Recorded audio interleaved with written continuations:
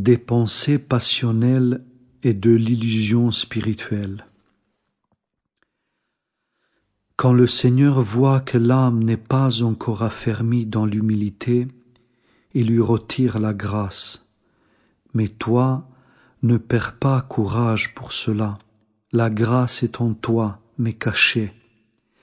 Habitue-toi à couper instantanément les pensées. Si tu l'oublies et si tu ne les rejettes pas immédiatement, alors fais pénitence. Efforce-toi que cela devienne une habitude. L'âme a des habitudes. On agira ensuite pendant toute sa vie de la manière à laquelle on s'est habitué. Un homme bon a de bonnes pensées. Un homme mauvais en a de mauvaises. Mais chacun doit apprendre à lutter contre les pensées et à transformer les mauvaises en bonnes. C'est l'indice d'une âme expérimentée. Tu demanderas peut-être comment cela se fait.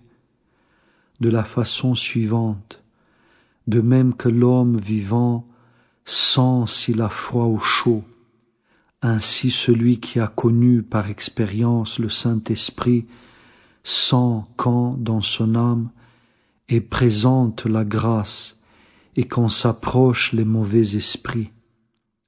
Le Seigneur donne à l'âme le discernement pour reconnaître sa venue, l'aimer et accomplir sa volonté.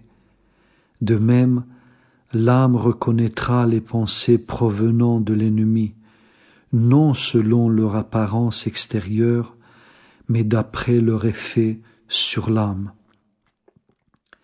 C'est par expérience que l'on acquiert cette connaissance, mais les ennemis leurrent facilement celui qui n'a pas d'expérience. Les ennemis sont tombés par l'orgueil. Ils nous attirent à eux et nous adressent des louanges.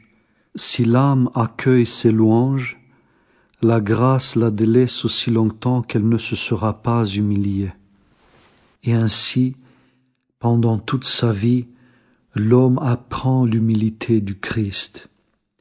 Tant qu'il ne l'aura pas apprise, les pensées ne laisseront pas son âme en paix, et il ne pourra pas prier d'un esprit pur. Celui qui aspire à la prière pure ne doit pas s'intéresser aux nouvelles des journaux, il ne doit pas lire de mauvais livres, ni, poussé par une vaine curiosité, chercher à savoir quelque chose de la vie des autres. Tout cela introduit dans l'esprit beaucoup de pensées impures, et quand l'homme tente de les analyser, elles deviennent de plus en plus complexes et fatiguent son âme. Lorsque c'est du Seigneur que l'âme apprend l'amour et la compassion pour tout l'univers, pour toute créature de Dieu, elle prie pour que tous les hommes se repentent et reçoivent la grâce du Saint-Esprit.